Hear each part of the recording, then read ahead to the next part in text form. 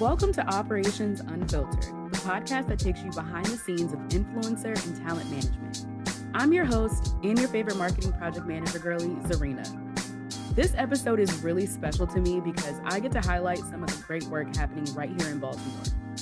Too often we hear about the challenges our city faces, but today I'm excited to shine a light on the people and organizations who are making an impact, creating opportunities, and more importantly, they're leading with their heart. On this episode, I had the pleasure of sitting down with Lauren Eaton, the Executive Director of Itineris, which is a nonprofit dedicated to helping autistic adults live full and meaningful lives. Lauren shares her journey into leadership. She also talks about what a day in the life looks like for an executive director and how community connection fuels the mission at Itineris.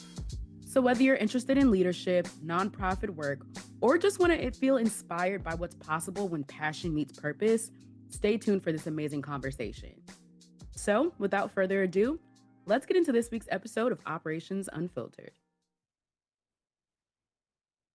Thank you so much for joining me. I love chatting with people and having these organic connections. And I actually met you through another person that I interviewed from the Dr. Nancy Grasmick Leadership Institute, which led me here. So welcome. Thank you. Thank you for having me. I'm so happy to be here. Yes. And so for those of you who don't know, can you tell us a little bit about who you are and what organization you represent? Yes. So my name is Lauren Eaton. I'm the Executive Director of Itineris, and we're a nonprofit in Baltimore City that supports autistic adults in living full and meaningful lives throughout their lifespan. I love that. So I met you guys or heard about the organization through my work with the Associated Black Charities program. And I love that program because it truly equips us with the know-how or the tools that we need to serve on nonprofit leadership boards. And I'm so happy to be able to support a nonprofit organization by being on their board and being on the executive advisory board. But it's not very often that I get to chat with the executive director. So can you take me on a day in the life of the executive director at Itineris and what that looks like for you? Yes. So full disclosure, I stepped into this role July 1st. So I have about 2 months of experience as the executive director of Itineris. However, before filling this role, I was the senior director of operations. So overseeing all of our client programming, 6 different departments who provide around the clock, all different types of support for autistic adults. So have been in a leadership role in some capacity at Itineris since 2016, but have only been in the executive director role for about 2 months now. And most of it is very similar in the sense, like when people have asked so far, like, oh, how is it going? Or, you know, how are you feeling about your new role? The way that makes the most sense to me is that it's same but different. So it's not necessarily more or less or easier or harder or drastically different in terms of what you're doing. It's more just where your focus is and what you're responsible for that's a little bit different. So I feel like I can speak to this a little. This was kind of my routine even before stepping into this role. I guess that's what I was trying to say. I'm definitely a morning person, like an early morning person. And I envy you. I aspire to be you. I feel like it came out of necessity more than anything, but I do genuinely enjoy it. But yeah, typically wake up around 5. What I love about that time of day is that I'm the only person awake in my house, and most of the world hasn't started yet. So I feel like it gives me like a 2-hour heads up, and I try to get either like things that are urgent for that day done, or just through my email and all of those sorts of tasks that are really hard to do while you're in the office. Then usually around 7 o'clock is when my kids wake up, and spend an hour or so with them doing the whole school routine, you know, getting dressed, brushing teeth, getting your job before your job. Making lunch. So take a little break to do that. And then pretty much like when school is in session from 8:30 to 4:30, I'm here at our office, which again is located in Baltimore City. It's awesome and beautiful. If you or anyone listening wants to come for a tour, I'd love to give you one. And really while I'm here, I feel like it's all about people. And the people, like I pretty much very rarely, you know, use the time when I'm here to take care of any sort of like administrative or deep work tasks. When I'm here, I'm pretty much in like a service mindset and really focused on my one-to-ones for the week, making sure the people that I supervise have really high quality weekly meetings so that we're on track and on the I same. love that. I'm a project manager, so I love weekly check-ins. I love those morning huddles. That's my thing. I love it. Yeah, it's really important. It's definitely not just a to-do list item. It's probably one of the most important times of the week is to really Yeah. sit down with people and have great conversations and get everyone calibrated. And then also my team meeting. That is one of the Mhm. other highlights of my week. It's very rare to have, 4 or 6 directors in one room at one time. So I really take that seriously and try to make it the absolute best use of everyone's time. We And love an yeah. efficient meeting. I can't tell you how many times I've heard people complain, like, why are we in this meeting? It's an extra meeting. So I love that. Well, I read a great book called Death by Meeting, written Oh, by Patrick Lancioni, and it was very helpful in terms of giving some suggestions on how to structure your meetings. mm. And I've taken a lot from that book on like how to categorize things, with the most important activity, in my opinion, or what's been really fruitful is like debate.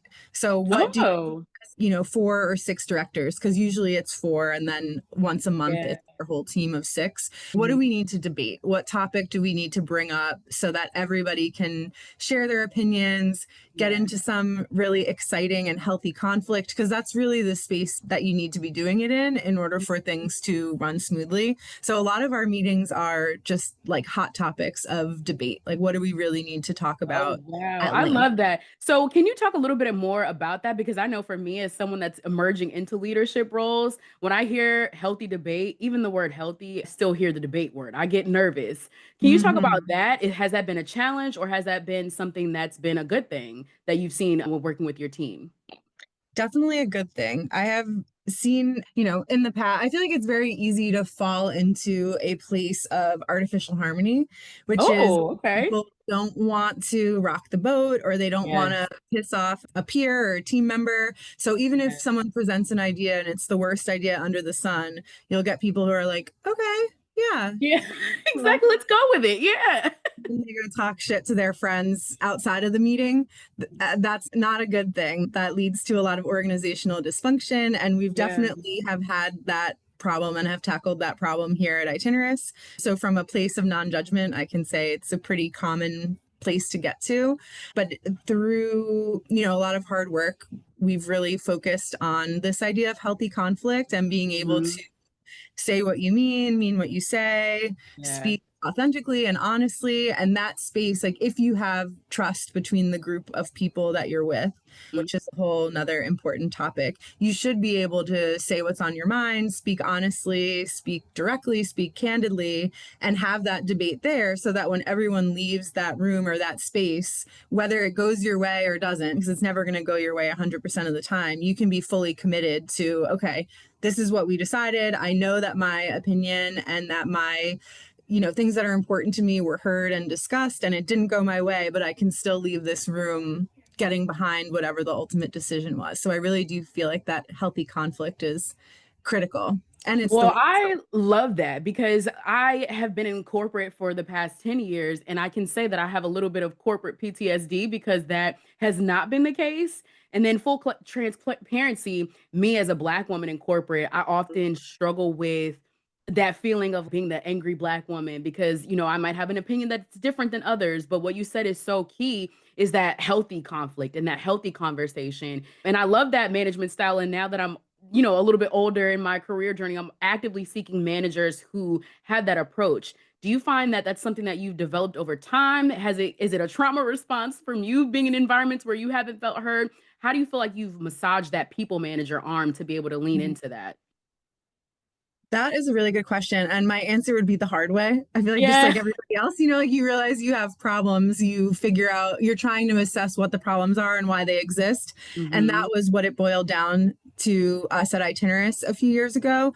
And Mhm. then, with the help of, I know you mentioned the Leadership Institute, and that's how we got connected for this conversation, but we utilize the Leadership Institute for so many trainings at Itineris. And at that time where we were really struggling as a leadership team, we had direct support from them where we all did 360-degree surveys as leaders and got feedback from our supervisors, our direct reports, our peers. That was like at an individual level to kind of assess like where we were as individual leaders. And then we also worked with a consultant who helped us with our team dynamic. And Yeah. one of the books that they recommended is Overcoming the Five Dysfunctions of a Team, which is a really great book. So a lot of what I just said is going to sound super familiar if you've read that book before. Oh, I'm adding that to my list. I have a little bookshelf. I need to add that. I'm currently still getting through the Let Them theory, but I will definitely Oh, add that yeah. to my next Yes. reading book list. So I love Yeah. that. That goes Now, hand in hand. So yeah, that book was like really important for us as a leadership team. And then once you know what to do, you have to do the hard things because it all is hard. hard, Yeah. right? Saying your opinion when it's going to be unpopular is hard. Calling somebody out for, you know, being problematic is hard. All of those things are hard, but you have to do it in order to move forward and get to a good place. And with what you said was really important and stuck with me about, you know, your identity as a Black woman. And so another book that I felt like has been really helpful to read as a leader is a book by Kim Scott called Radical Respect. Okay. She has her first book, Radical Candor, is also awesome. And it's all very like different but similar, right? Do hard things, Yeah. be direct, clear is kind, right? Like I think in the Mhm. workplace, a lot of times we're trying to be nice, and Yes. being nice means not being direct with people, not telling them what you expect, not telling them when they've exceeded or missed the mark. You know, you're Hmm. kind of just being overly nice, and it actually is not kind at all. Because if you're not Yeah. doing a good job and I'm not being clear and direct with you, it might be nice, but it's not kind. I So, love yeah, would be another great author. And the Radical Respect piece is her newer book that focuses more on all the biases in the workplace because every Mhm. single human is biased just as a product Yeah. of being a human. So, like, how that shows up and how to, you know, really move forward in the I'm going to say like DEI initiatives, which is Yeah. also part of why that book was one of the books that was banned from the Naval Academy Oh, just a few years wow. ago. Well, I Uh, love books that I shake read the it. room, so I absolutely will read that. That is like I'm putting that at the top of my list. I love Mhm. that. Are there any other external things that you've done to strengthen your own leadership approach? I know we talked about the Leadership Institute. You mentioned some great books, but outside of those things, what else have you done to make sure that you're a good people manager? Yes. So one of my favorite things to do is read behavioral science. And Yeah. before getting into this position specifically, I started as a clinician. So when I first graduated college, I studied psychology. My first job was a one-to-one teaching assistant at a really awesome Wow. school in Rockville called Ivy Mount School, which was an amazing place. And that was really my first experience with the autism population, and I just loved it. And so from there, moved to Baltimore to attend UMBC. They have a master's program in applied behavior analysis, which is basically just the science of human behavior. And while Mhm. I was there doing the master's program, I had the opportunity to also study organizational behavior management. So Yeah. rather than just like in a one-to-one therapeutic setting of like how do you help this one individual meet their goals and do hard things in their life, there's a whole arm of behavior analysis that's focused on organizations and like how do you get groups of Hmm. people to do stuff, right? Because everything that we're Yeah. doing within an organization or a company or a business is all in the spirit of getting people to do things, a collective group of Yeah. people to do things to move that mission forward. So I think studying organizational behavior management and reading about behavioral science has been probably one of the key components to learning some good information to hopefully. Yeah, it's like you've combined the best of both worlds. That is amazing. That sounds a little bit like my major in college. Went to Stevenson University and I was a business communication. Now, when you think of those two, it's like two opposite ends of the spectrum. It's like the art of communication with the science of business. I feel like that's kind of what your degree landed. It's like the art and science kind of mix. So I like that. I like that. Yeah. Now, you mentioned you have a lot of hats. You're a wife, a mom, executive director. You're balancing strategy, balancing operations and people. What tools Mhm. and systems do you use to keep yourself organized? Are you a calendar, digital everything type of person, or do you write everything down pen and paper? Oh my gosh. I would say neither and both would I be my love answer it. to that question. Let's see. Both and neither. I have a very unique system. And I'm Mm, going to plug one more book. If you can't tell, I love to read, but there's a I book love called that. Getting Things Done Workbook. And Okay. When I read it maybe like 2 years ago, I feel like I was already pretty organized and had some good systems in place, and it still like completely rocked my world and made everything better for me. So even if you're Yeah. very organized, I would still recommend reading Getting Things Done. And one of the best like takeaways from that book is this idea that the human brain isn't designed to hold on to ideas, it's designed Mm, to spark them. So one yeah. of the worst things that you can do is capture things only in your own brain, because then you're wasting like 80 to 90% of your brain power trying to not forget it. So Yeah. one of the most important things for me in terms of balancing and organization is making sure I have a really strong capture method of like when random thoughts pop into your head, where do you put them so that you don't have to worry about remembering them? They're just in the place that they need to be for the next right time. So some specific tools I use for that, one is monday.com. My sister I'm a actually fan. worked there. Yeah. So she got me into monday.com. But that's where and I don't really think I use it in the way that it's intended to be used. Yeah. I use it almost as like a, massive to-do list. So I Yeah. have, It sounds like you use it as a brain dump, like a giant yeah, brain dump. yeah, Yeah. I have every department and every person that I typically interface with has their own like color coded tab. So if I'm Yeah. driving home and I'm like, oh, wait, I forgot to ask so and so how this wrapped up or how this played out, I can just put it into that person's section on my monday.com. And then that's another tool when I'm preparing for my one-to-ones and preparing for my team meetings. 5 or 10 minutes before, I'll pull up my monday.com and go through the whole list of things for that particular person. And again, Yeah. like some things are going to be urgent or emergencies, but a lot of things aren't. So I try to keep everything there until we're sitting down for our one-to-one, and then I have everything I need. But knowing that it's there, if the thought like repops into my head later that day, like that anxiety of, did I forget to tell Yeah. someone something? I can rest assured, like, no, it's okay. It's in its right spot. And when it's time, it will be there for me. Now, do you find that you have tools that you have in your personal life that you translated over to the Itineris team? And if so, what are those tools? Because I know that we have a system that we use called Workfront to manage all of these projects. So I'm wondering if you guys have that in your world, and what is that tool?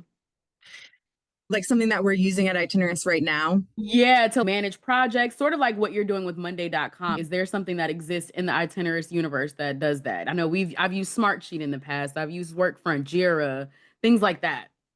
Not really. We utilize Teams, and then we also Yeah. utilize a platform called Twinsys that Okay. does a lot of our like service management. But no, hmm in terms of like a software tool for project management, we're not actively using anything specific.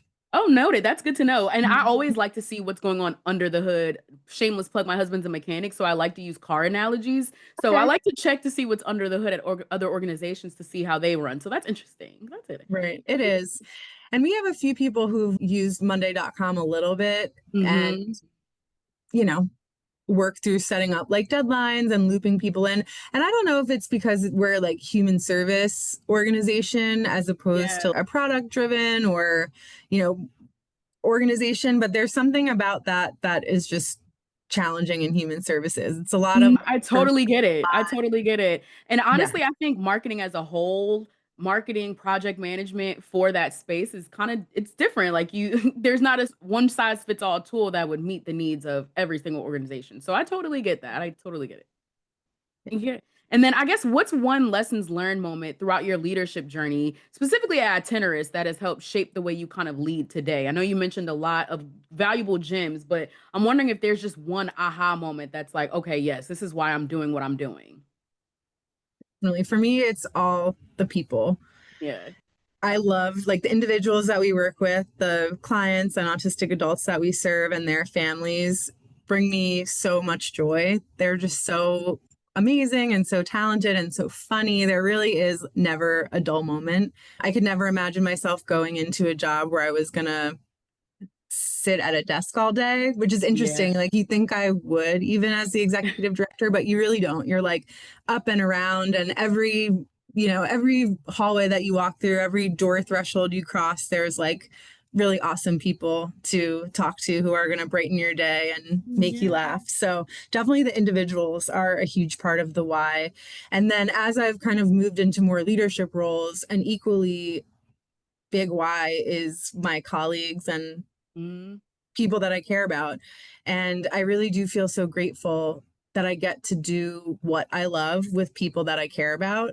And Yeah. that to me is the why that motivates everything else. All the hard things is not wanting to let down the individuals or the clients, and certainly not wanting to let down my peers and my colleagues and other people who work at Itineris. Those two things drive me to do. I love that. I love that. It seems like you have a real spark when you talk about itineraries. So I love that.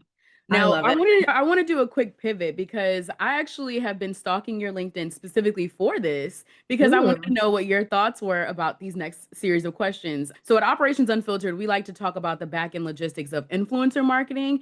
And I like to talk to business owners or executives in spaces that don't typically utilize influencer marketing just to get a gauge on if they feel like their industry would benefit from influencer marketing. So with that, you yourself, I like to call you like a thought leader on LinkedIn. Do you view yourself as an influencer or a content creator? And if so, why or why not? Oh my goodness. And to be honest with you, as you're saying that, I'm getting like really nervous because I don't even know the difference. Like, I don't know what that entails or what the difference is. And Don't worry, just, I have a class for that. yes, I know. I'm going to take it. And but in my personal life, I don't have any social media at all. So no Stop. Facebook, no Wait, you don't have Instagram, anything? no. How So did my you avoid LinkedIn, that? it's easy. You just don't. Don't download the app and then Wow. you're okay. Oh my gosh, no wonder you have so much free time to read. You're not engulfed. Your brain is not turning into slime. So I love that. No offense to anyone like myself included who has all of these things, but I truly admire people who really don't have it. That's insane. So you say you don't consider yourself either one, but you're getting more into LinkedIn. Yeah, Is yeah. that I on do. your I like horizon? LinkedIn. Yeah, I Yeah. do. I really like LinkedIn. I think it's a great way to, yeah, stay in touch with people you don't see every day. So it's kind Mhm. of interesting. A lot of my coworkers are also on LinkedIn and we Yeah. barely interface. Like, other than me liking or reacting to each other's posts, there's like very little interface on LinkedIn with people who you interact with a lot on a daily basis. But just Yeah. even across things like all the different jobs and companies you've worked for, different conferences, people that you've met along the way. It's great to be able to connect with someone on LinkedIn and just kind of see what they're up to. So much like resource sharing in terms of like award nominations, like knowing Yeah. when we can like nominate our employees for different things, looking at grants that might be coming up, staying in touch with people who are doing all different types of work so that when someone posts something, you can be like, oh, I didn't know you were doing affordable housing. So like on a board for affordable housing care, like I Yeah. need to talk to you. I need help with that. So I just feel like it's a really good way of staying connected with people who you don't necessarily see or talk to every day. And I love it. For sure. And I love that. And I'm leaning into this space where I'm trying to encourage my nonprofit leaders who often don't think of themselves as influencers or content creators. I want them to start thinking about that because you guys are pushing the mission and vision of Itineris. And I think the way that social media is going, we all love that organic approach, right? We love hearing about the why from the people who actually live and breathe it every day. So that's the reason why I asked, and especially you're in this ED role. I wonder, do Mhm. you see yourself in the future leaning more into being a thought leader or an influencer and creating that content to share more about the mission and value and hopefully collect, fundraising dollars for people who learn about itineraries through what you share? Yes. Yeah, I definitely connect with the thought leader identity, and that's something that I Yeah. like lean into. And, one of the things, well, I was just out on vacation the last week. My family and I went to Portugal, so I had a lot of time to think and reflect. And one of the things that I added to my list of what I want to do is write more opinion pieces. So whether Yes. that's for the Baltimore Banner or the Baltimore Sun or any sort of like local, publication, would I love will to. have to help you with that. I have ideas. Curate that. The Yay! project manager in me is some ideas. So yeah, I'll definitely have to Perfect. tap in with you on that because I love seeing engaged EDs like you, EDs executive directors. I hate using acronyms and then don't tell people what they are. But anyway, Mhm. I love interacting with EDs who you can just feel that they're connected to the mission. So whenever I see someone like that, I need to start like an executive director, content creator boot camp. So that way I can empower you guys to share the mission and vision because I just feel like we connect so much more when we hear your stories, you know? So Just food for Yes, I thought. Keep will. that in your back pocket. Yeah, and especially just right now. And I mean, people are always interested in the work that we do because it's fascinating and the clients and Yeah. individuals we work with are awesome. So that is never a challenge, is getting people invested. But what I think that could be really helpful is just giving more opinions and anecdotes about, everything that's going on in the world and how this impacts our clients and our individuals. So it's like, Yes. what's the term? Oh, now I'm gonna forget it. But it's like you don't know what you don't know. I know what it is. Um, I don't know what the term is, but I'm well, just saying. oh yeah, I can't remember. But it's like to me, it all seems like very boring information because it's stuff that we've been doing for years and years in terms of like, what happens to autistic students when they graduate from high school? Like, how do they get their funding? What happens if they don't? What happens if they get kicked off the waiver? What happens? There's all these like really interesting questions that I'm sure a lot of people are interested to hear the answer in. But for Yeah. us, we kind of, it's called the curse of knowledge. Oh, well, We're the curse of us, knowledge. it's not that interesting because we do it all the time.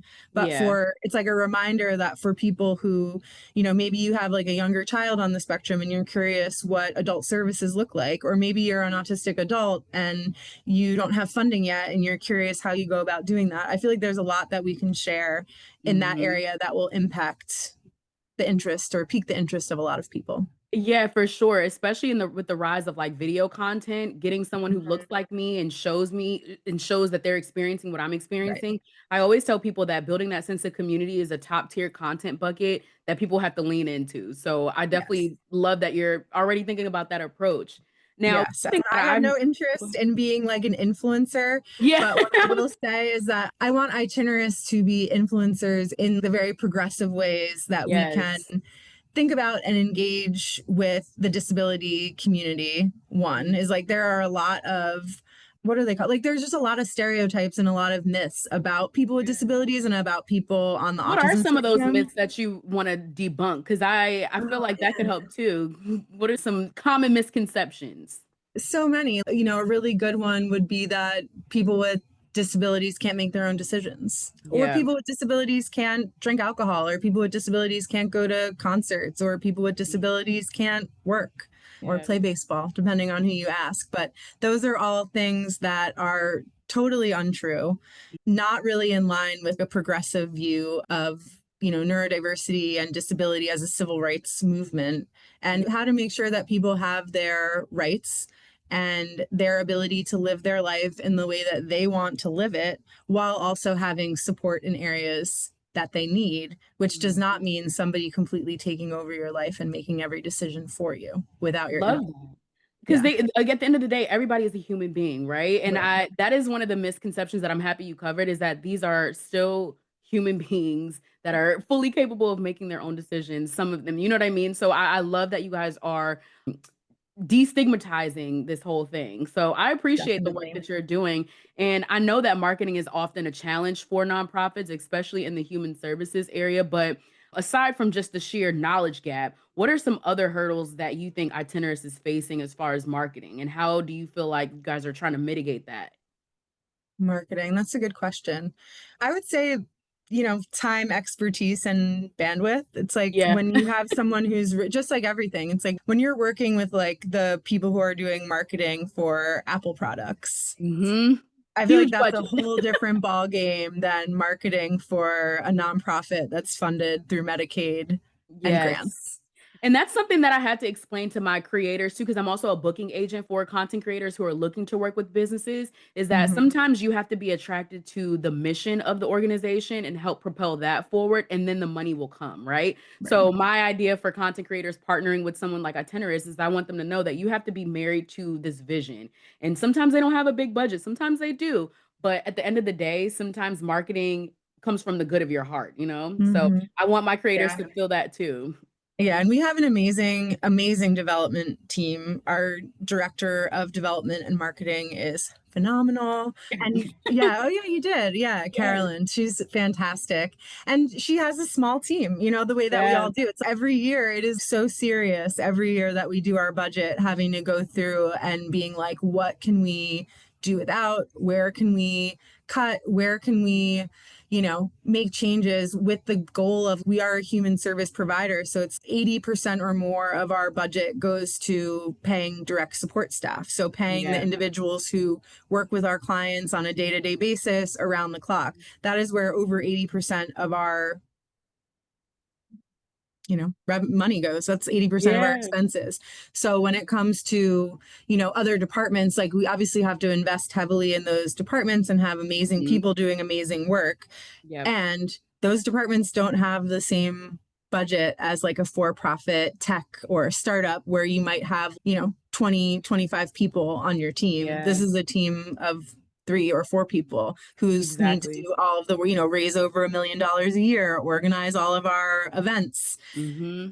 complete It's a all of our lot. grants, It's a get the lot. fundraising, and also manage, social media and marketing and communication. So I think Yeah. it's just one of those things where it's so important to prioritize and also so easy to lose funding to make it happen. Yeah, no, that's a tangle web. You know what I mean? Mm-hmm. It's like there's so much going on. And again, that's why I say nonprofit marketing and community engagement is such a key piece of the puzzle. But what I want influencers and content creators to know is that yes, there's money to be made in this industry, but sometimes it has to be a passion project in order to propel the Right. greater good forward. So that's I'm gonna leave Yeah. my listeners with one thing. That's what I want to leave them with.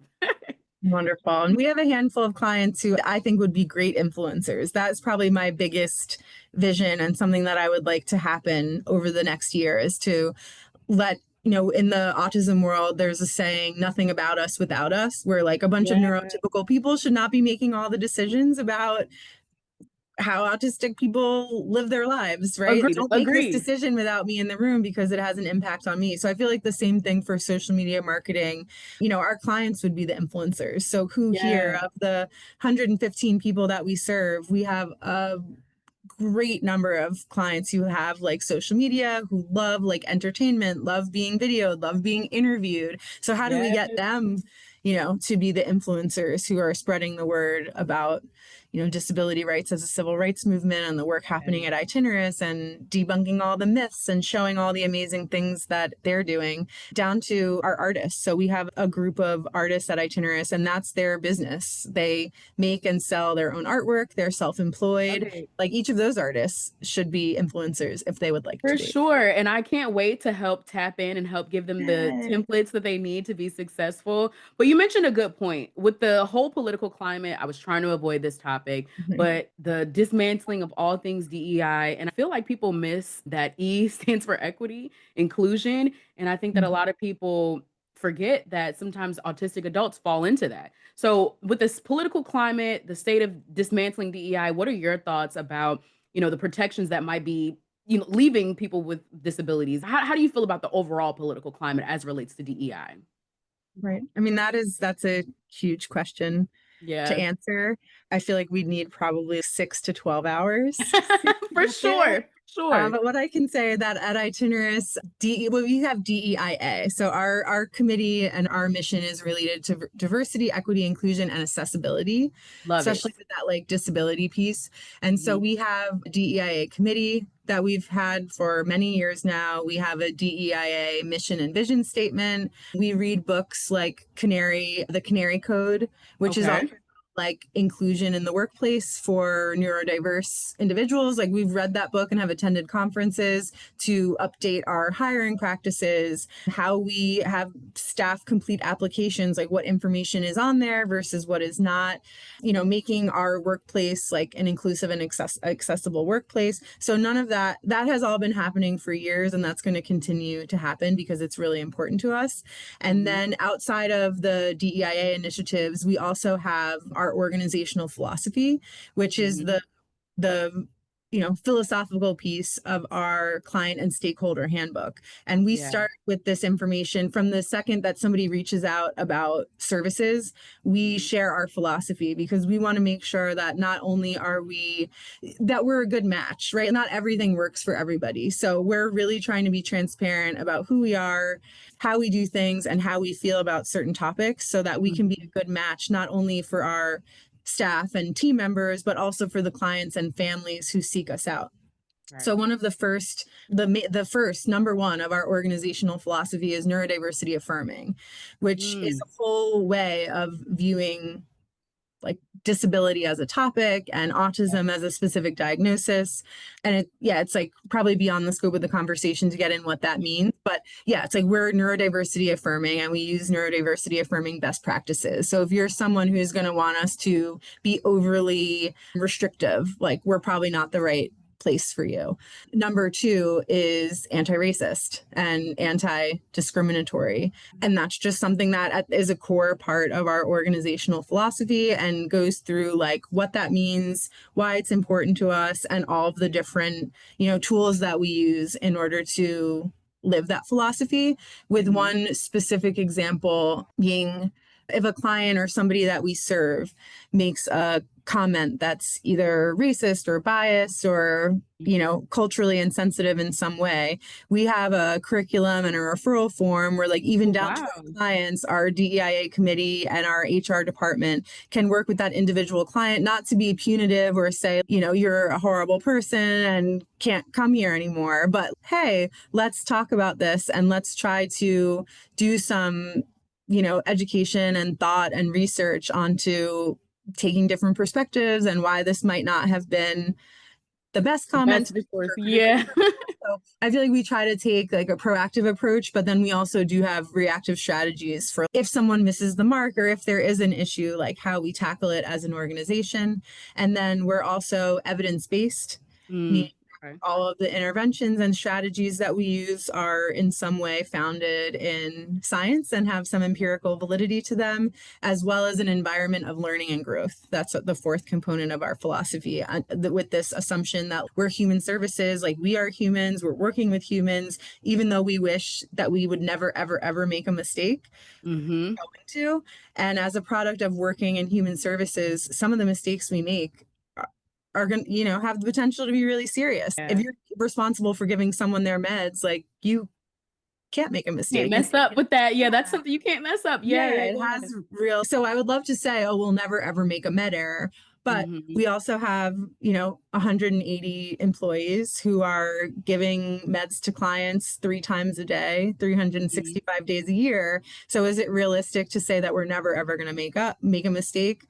No, but being an environment of learning and growth, it's like, how can we one, prevent this from ever happening, but two, when it does, stay in that growth mindset and not get stuck, stay in like a growth of like, how could we do this better? How can we improve? And I think a direct result of that is we are always growing and changing. Yeah, I love that. And honestly, it seems like this is a good environment to continue to grow and to continue to learn about not only how to best help your clients, but best grow as an internal associate. So I love that approach that you guys are taking. The other question that I have for you is strictly around like growth. Like, where do you see Itineris in the next couple of years? And I hate giving a timeline, but maybe let's say the next 2 years, 2 to 5 years. Where do you see Itineris? Doing amazing things. Yeah. Yes. Some of our big plans include expanding mental and behavioral health care, that we're able to serve more autistic adults and not just people who receive DD or like DDA services, the Developmental Disability Administration, but being able to work with the same way I might call a social worker, counselor, therapist and say, oh, I need to make an appointment because I'm struggling with this. Great, take my insurance and in and out. So we want to be able to provide more community-based services like that so that we can reach, a broader group of autistic adults who need more behavioral and mental health care support. So where that's like in the works, I'm really excited about that. And I think we also have a lot of important work to do in terms of affordable housing for people with disabilities and what our residential services look like. So right now, all of the apartments and homes that we operate are all rentals. So we don't, Itineris doesn't own any homes or properties. And I feel like that's going to be a really important piece of moving forward is like, how do we branch into home ownership? And then even more importantly, how do we set our clients up, people who would like that for home ownership in a way that is sustainable and affordable, because And that word accessible. I love that word accessible. And I realized throughout this whole conversation, I never asked what are the core services that Itineris offers. So if you wouldn't mind sharing what the services that you offer and how they're unique to Itineris. Yeah, so the main unique component of Itineris is that we're all autism. So most providers serve like a wide range of individuals with developmental disabilities, whereas Mhm. Itineris is only autism. That's one of our criteria is you have to have a primary autism diagnosis to participate. So that's Mhm. really the unique part about the program. And it started 15 years ago when a group of parents Mhm. were wondering like what's going to happen to my child when I die, which is a Yeah. really intense question. It's a very intense Parents question. to be It's asking. something that you don't think about when you're having a kid, but hey, it's a question. Yeah. Right. So for the group, for the co-founders, their children were just reaching transition age, like in high Mhm.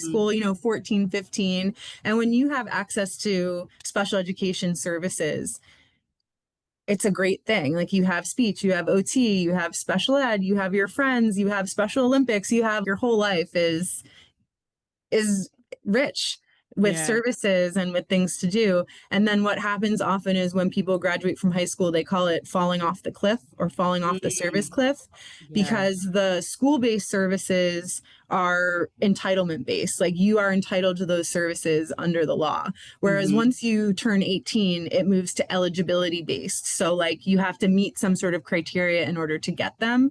Mhm. So pretty much like you're in high school June 20th and you have speech, OT, behavior, special ed, and then June 21st happens and now all of Over. a sudden you have nothing.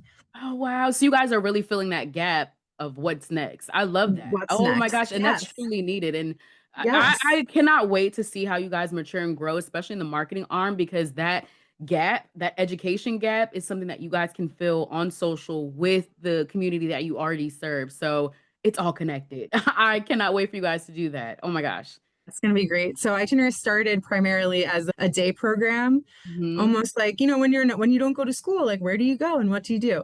So Yeah. that was really how it started. It started with one client in the basement of a church Oh, 15 years ago. And so wow. now over time it's grown and grown and grown. We now own our building here in Woodbury. We serve 115 clients through this meaningful day program, and it includes a variety of things. So part of it is day habilitation services. So sometimes people come into this building and might participate in like fitness classes, meal prep, everything under the sun. So we're like a site where people can come during the day and have friends and have awesome things to do and have a great time. We also have community-based services. We're part of like while they're here, getting people to explore different activities in the community. And it could be for social rec and leisure, like finding things that you love to do that make you happy. It could also be giving back to the community. So we have a majority of our clients volunteer or like engage in community service in some capacity. And then there's also employment services. So for people who do want a paid job and who want to work in that capacity, we offer employment supports as well. So those are kind of our daytime services. Hmm. Then we have a personal supports program where people can go, into your home and in the community and support the person, in their home and in their community. So that's really great. Most of the clients who participate in that program still live at home with their parents, but just Hmm. want some additional support like evening, Yeah, weekend. in their home environment. I think that is Exactly. so amazing. Now, Yeah. is there a cost associated with this, or what does that look like? Yes, that is a good question. Do you want me to finish the all the programs first, or Oh, do you want me yes, to yes, answer your yes. Go ahead. question? Yes. Okay, because it's fine either way, but there's a few more. We also do residential services, which I talked about a little bit. So we Yeah. have 14 different homes that we're helping clients manage in like a residential capacity. And that is really awesome. 23 clients who we're serving, and that's 24/7, like I love that. 365, everything. And that's really awesome. We have a Made by Itineris creative arts program, which I mentioned before. So we have some Yes. artists who are doing that as self-employment, and then also just tons of like enrichment and therapeutic components. We also have a behavior support services program. So that again is like already happening in terms of people who need more help and support in that way. We just want to grow it to reach more people. Yeah, you guys have a full, robust list of things and services, which that gap is being filled by the services that you're providing. But that's why I wanted to know, do you have to pay? And if so, how do you guys keep cost low to these residents and things like that? I just want to know how we Yeah. can help the community, to help you guys push these amazing resources out there. Yes, that is like one of the challenges of doing this Yeah. work for sure. We almost all of our clients are funded through Medicaid and the Developmental Disability Administration. So and that's the entitlement. So for Yep. years before you even get services, you have to get your name on like a wait list for all the different waivers and make sure that all of your paperwork and all the administrative stuff at the state and federal level are all good to go, which I can't understate how challenging that is. So even getting the funding and getting the services is hard even to Mm, get to that point. And then every year, the clients get an annual person centered plan meeting, which really goes through what are the things that you hope to accomplish this year? What is your vision for your life? What makes a happy life for you? And mhm. then, based on what the individual wants, we might recommend different services at different schedules, different hours, also different intensities, like depending on like how much nursing care you need, how much behavior support you need. So every client not only has their own individualized plan, but they also come with an individualized budget Oh, wow. of Okay, like so there's what a lot the of moving parts to manage. yes. Oh my Yes. goodness. And You all guys of that needs to be like pre-authorized. Every You guys have to service. have a case manager for each client. That's Yes, we crazy. Oh my do. goodness. And that's the part that's interesting is like the direct service. So the person who's working with the client, like you get reimbursed by the state and through DDA for providing the service. But outside of that, what your organizational structure looks like is up to you in a sense. But it's like you're not getting reimbursed for like development or HR or activity planner, like our community engagement team, all the case managers, all the behavior specialists, all the Yeah. administrative staff who like do the billing and who get all the PCP, all none of that is billable really. So that's Yeah. why we have every year at our biggest fundraiser, we have a fill the gap is what we call Mm, it, where we go through like for all the services that we provide, this is how much is actually covered by their yeah. funding. And this is how much that we have to like privately fundraise in order to keep up this level of service. Because a lot of the different supports that we have here that make us successful in doing this work and make us effective in doing this work are things that we don't get any sort of reimbursement from Yeah. Medicaid or state or federal funding to do. Such a stressful situation, but I'm super Mhm. proud of you guys that you're able to make it work and Mhm. get meet your funding goals. Do you guys think that you'll be able to meet your funding goals this year? Are you positive thinking this year? Yeah, And if so, absolutely. what are your marketing like goals? Like you mentioned the fill the gap. Do you have other fundraising things, and how can we donate the public? How can we spread our dollars? Yeah, that's a great question. So, yeah, last year, when it comes to fundraising, we exceeded our fundraising goal for Yeah. last year, but it is higher this year. So, we definitely have a lot of work to do, but I'm confident that we will get it done. And then, one of the phrases, even though it doesn't directly link to your question, something that keeps coming up in my mind is the phrase like nonprofit is a tax status, not a business plan. Yes. So, Yes. we are running our organization. We're a business, we're a nonprofit, but we still need a business plan and we still, need to have goals and accountability and make the math as Yeah. as you say. But yeah, we definitely rely on a lot of grants and fundraising. And I would say like the best way to without saying, oh, just send us a check for $1,000, right? Like I'm sure a lot of people would if they could. If you can, please do that. And if you Yes. can, the best way to like help and support is just through your social network. So if Mhm. listening to this podcast, you think of a person or a professional or a family or an autistic self-advocate or anyone under the sun who you think might be interested in our mission and the work that we're doing, send me a cold email, connect me with another person. I am happy and love going to coffee, getting beers, taking hikes, taking walks with everyone under the sun who might have a shared interest in our mission. And so if you're not able to give in that sort of like monetary capacity, I feel like that would be the best way to support our organization, is just through connecting us with other people who care Don't about tip these me with a issues. good time. I have a couple of Pilates instructors who would be Yes, interested. I have some chefs. I have perfect. some mental notes. I'll definitely be sending Yeah. you. And that's great. And that is how we find a lot of like really great people, where it's, would a chef who would they be willing to have one of our clients come do a trial shift in their restaurant where they get to come in Yes, and take a tour and maybe see what it's like to work in a kitchen? That I love is that. extremely valuable. Do you have someone who's looking to volunteer where it's like, oh, I'm a yoga teacher and I would be happy to volunteer, I don't know, an hour, 2 hours a month and teach like a free yoga class here that our clients could participate in? We have all kinds of cool individuals like that who come and support the mission in those ways. Yes, and I will keep encouraging people to do that because the power of collaboration is so real, Mhm. especially in these challenging economic times. So whenever we Yes. can barter, we need to do that. Now, Yes, barter, exactly. this is a special episode of Operations Unfiltered. It's a Moms Unfiltered, and you mentioned daycare, you mentioned vacation. I just need to understand how you personally navigate being a mom and doing all of the things that you do, because it seems like you make yourself readily available to your clients, to your staff. So, how do you deal with mom guilt as you're Yeah, maneuvering this? that's a really good question. And I think if anyone says that they have the answer, they're probably Lies. lying. No, the first thing that popped into my head was just my partner, Caitlin.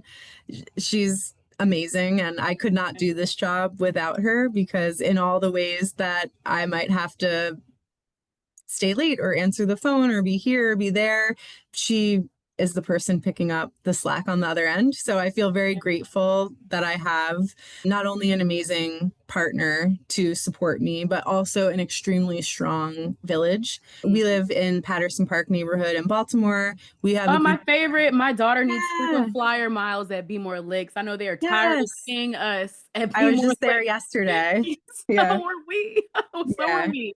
Oh my gosh. Oh, I wish I saw you. That would have been I funny. know. That would have been hilarious. But Yeah. yes, I love that area. Yeah, and we have a group of, 10 friends. We've all known each other for over a decade. We all own homes within walking distance of each other. Oh, And that's so, in addition to beautiful. And having a it's such a great, yeah, walkable neighborhood. Oh, yeah, that's amazing. great partner and a strong village. So, definitely on like nights where we have, board meetings or those sorts Mhm. of things, I have 10 other people to call on and say, hey, can I like drop the girls at your house? I'll Yeah. drop them at 4:30 and then Katie will pick them up at 6:30. And just a really strong village, I feel like helps. You absolutely cannot do it alone. That's for sure. Moms, Yeah. you heard it here. You cannot do it Yeah. alone. Invest in that village. Yeah. Such good And then gems. when you were talking about, what did you say? Like work-life balance. I feel like that's like a Yeah. triggering phrase for me. And something that I learned also through the Leadership Institute. Adam, one of their facilitators, taught me the phrase healthy hustle, Okay, which I means like that. I'll that have to adopt it. and that's like that's the mentality, or that's what I'm striving for. Like I'm not going to have work-life balance every day, Yeah. but I could have a healthy hustle in the sense that, everyone does their board meetings the third week of the month. So like the third week of the month, it's like I have like Itineris board meeting. I serve on some other nonprofit boards, working on like a startup. Though it's like sometimes when it rains, it pours. And so for Yeah. that week, it might be like I might feel horrible. Oh my gosh, I haven't put my kids to bed in 2 or 3 days. But with a healthy hustle mindset is like as long as that is not your lifestyle, Mhm.